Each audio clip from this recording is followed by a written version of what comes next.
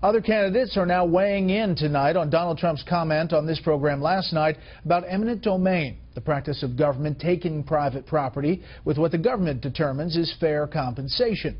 Chief Washington correspondent James Rosen shows us.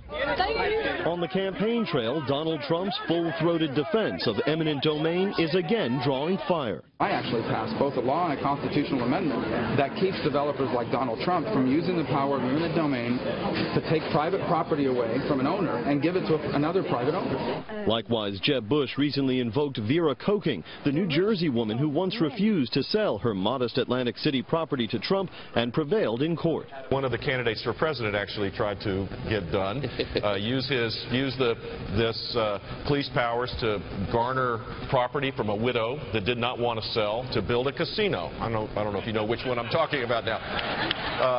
And it's wrong.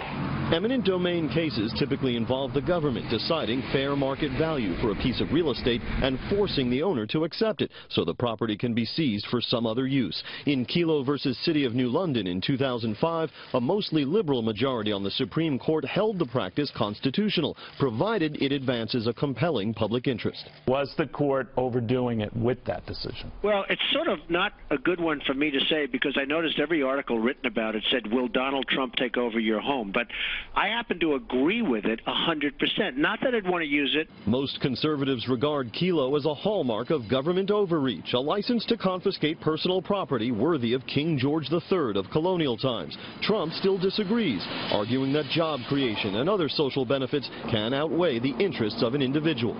Now, just so you understand, you're not taking the house.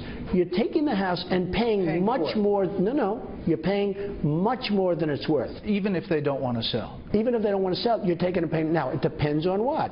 If it's to build another house for somebody else who has more money, absolutely not. Justice Anthony Kennedy, a nominee of Ronald Reagan, joined the majority in Kelo.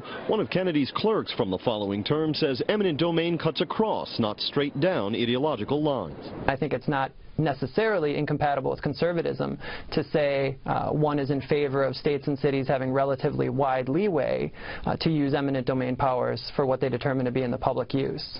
Eminent domain is one of numerous issues on which Donald Trump diverges from conservative orthodoxy. His call for higher taxes on hedge fund managers is another. But so far, such heresies don't seem to be hurting him in the polls with GOP primary voters. Bret? James, thank you. And you can see the full discussion with Donald Trump about eminent domain on my blog, The Daily Bret. Either go through the special report homepage or get there by going to thedailybret.com.